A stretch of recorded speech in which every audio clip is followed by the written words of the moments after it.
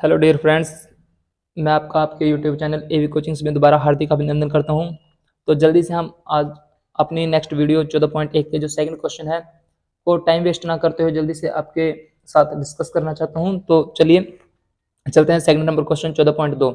क्या दे रखा है बच्चों से? वो बोलता है किसी फैक्ट्री के 50 श्रमिकों की दैनिक मजदूरी के निम्नलिखित बंटन पर विचार कीजिए। हमारे पास एक ही बंटन दिया हुआ है, कोई फैक्ट्री में 50 मजदूर है जिनको दैनिक भत्ता दिया जाता है, उसके बारे में बात की गई है और इसकी श्रमिकों की संख्या दी गई है कि 12 है, 14 है, 8 है, 6 है, कि ऐसे 12 श्रमिक है जिनको कितनी मजदूरी दी जाती है 100 से 120, मतलब उनको 100 रुपए भी मिल सकते हैं, 115 भी या फिर 120। ऐसी अगर मैं बात करूं कि 14 ऐसे श्रमिक हैं जिनको हम 120 से लेकर 140 रुपए तक की दैनिक मजदूरी या दैनिक भत्ता देते हैं।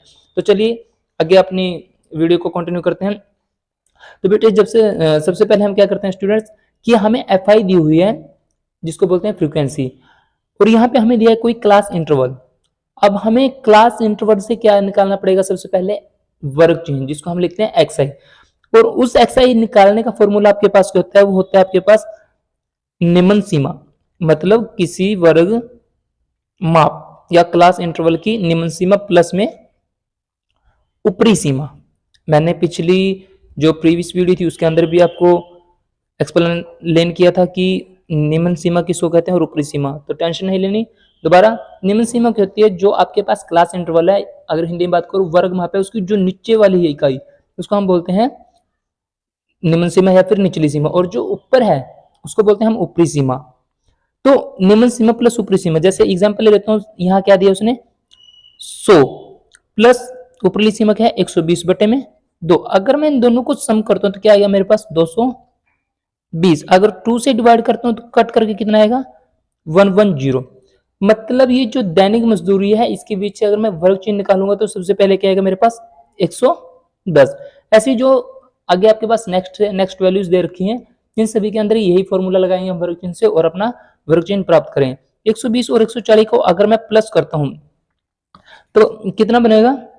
जैसे एक और करके देख लेते हैं, 120 प्लस 140 बाय में 2 062 2 से डिवाइड, तो कट करके कितना आएगा 130, मतलब 130। यहाँ आएगा आपके पास 130, फिर कितना आएगा 150, फिर कितना आएगा 170 और लास्ट में कितना आएगा 190।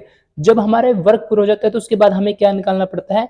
एक्स आई और एफ आई की मल्टीप्लीकेशन। तो 12 की 110 के साथ मल्टीप्लाई करेंगे तो क्या आएगा? 12 की 0 के साथ करेंगे 0, 12 कम 12, 1 12 कम 12 और 1 13।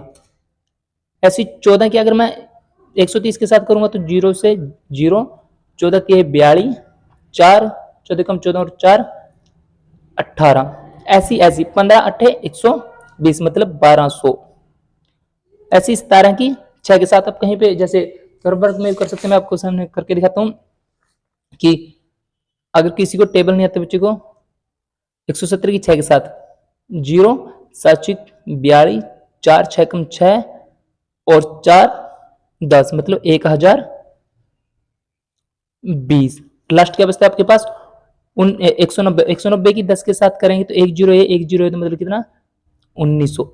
और आपने वैल्यूज काउंट कर लेनी है कितनी है 1 2 3 4 5, और ये भी कितनी है 1 2 3 4 5, 1 2 3 4 5। तो आपका क्वेश्चन क्या है? बिल्कुल सही। अब इस एफ आई और एक्स आई हम क्या निकालेंगे? योग। 0 को 0 में ऐड करेंगे 0, 2 2 4 और 2 6, 9 और 2 11, 11 और 8 19, 19 और 3 22। तो कैरी आपके पास कितना आ गया 2, 2 और 1 3 4 5 6 7। तो बार फिर एक बार मिस्टेक से 1 2 3 4 5 5 और 2 7। तो एफ आई और एक्स आई का जो आपके पास सम है योग है वो कितना आ गया है 7260 योग। ऐसे आपको एफ आई का भी, एफ आई का अगर मैं योग करता हूँ तो आएगा आपके पास 50। तो जैसा कि हमने पिछली वीडियो में बात की थी कि जब हमें किसी चीज का माध्य निकालना पड़ता है तब हम वहां पे 3 विधियों का प्रयोग कर सकते हैं और आपके एग्जामिनेशन में उस विधि को अच्छे से पूछा जाएगा। तो वो मैंने पिछली जो प्रीवियस वीडियो थी उनमें उन सभी तीनों विधियों का जिक्र किया था। फर्स्ट इज प्रत्यक्ष विधि, सेकंड थी आपके पास कल्पित विधि और थर्ड थी पग विचलन विधि। लेकिन जो हम आपको सिखा रहे हैं और जो सभी क्वेश्चंस के अंदर हम अप्लाई कर सकते हैं बिना पूछे भी, वो है आपके पास प्रत्यक्ष विधि। तो हम यहाँ पे एक लाइन लिखेंगे एक अच्छी सी, प्रत्यक्ष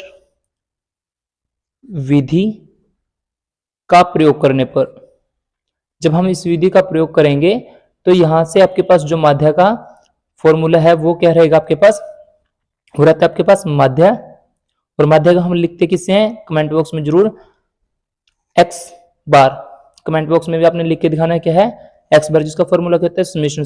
पिछली वीडियो में भी हमने कराया था, समेशन का मतलब क्या है कि सभी संख्याओं का सम, जो आपके पास fi और xi की मल्टीप्लीकेशन है उन सभी संख्याओं का सम या फिर योग, वो fi xi, और बाय में समेशन ऑफ fi, मतलब जो श्रम कोई संख्या की फ्रीक्वेंसी उन सभी का जोड़।